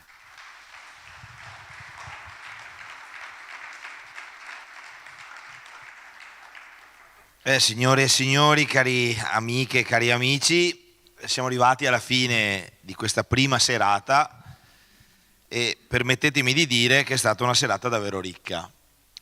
Il professor De Nardi ci ha offerto qualcosa di prezioso, non una lezione cattedratica, ma un viaggio indietro nel tempo, fino a quelle aule in cui donne e uomini straordinari, uscite da anni di guerra, di dittatura e di sofferenza, si sedettero attorno ad un tavolo con il metodo che abbiamo appena sentito e scrissero il futuro dell'Italia. Un futuro che è ancora il nostro presente, un futuro che è questa Repubblica che compie 80 anni.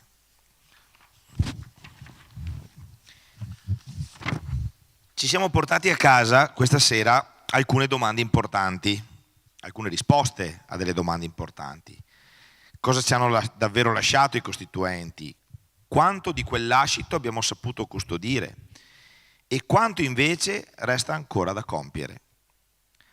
Tornano in mente le parole di Calamandrei di prima che abbiamo ricordato all'inizio: la Costituzione è un pezzo di carta e si muove solo se noi la facciamo muovere. Stasera essere qui, in sala o davanti a uno schermo, è già un modo per far muovere la Costituzione. Un grazie sentito al professor De Nardi per la generosità, la chiarezza e la passione con cui ha illuminato questa ricorrenza. Portare temi così alti ad una platea di cittadini con il linguaggio di chi ama davvero la propria materia non è cosa scontata e noi gliene siamo grati. Un ringraziamento va naturalmente al sindaco Moreno Guizzo, al sindaco dei ragazzi di cui purtroppo non mi sono segnato il nome, ma la cui partecipazione ci ha fatto veramente piacere. Mattia, che lo esortiamo a esercitare la sua funzione anche nella promozione di quelli che sono i contenuti di questa sera, che speriamo possano essere ulteriormente diffusi. Alla vice sindaco Gloria Recchia per i saluti istituzionali e per aver voluto questo percorso. 3 appuntamenti che dimostrano come un comune, anche piccolo, possa essere un luogo autentico di cultura civica e di democrazia vissuta. Un saluto speciale ancora una volta a chi ci ha seguito in streaming da casa, da altri comuni, magari da lontano. La Repubblica appartiene a tutti e fa piacere sapere che questa serata ha raggiunto anche chi non poteva essere qui fisicamente. Il percorso non è finito, perché vi aspettiamo già domani, sabato 16 maggio alle ore 10, sempre qui, per il secondo appuntamento sugli 80 anni della Repubblica Italiana, la Costituzione e la riforma del terzo settore, solidarietà, interesse generale e cittadinanza attiva. Un altro tassello di questo percorso, uno sguardo sulla nostra carta, stavolta attraverso il mondo del volontariato, dell'associazionismo, di chi ogni giorno costruisce comunità. Miane stasera ha dato una bella prova di sé, una comunità che si ritrova, che ascolta, che riflette insieme. E questo in fondo è il senso più grande e profondo della Repubblica che andiamo a festeggiare. Grazie e buonanotte a tutti.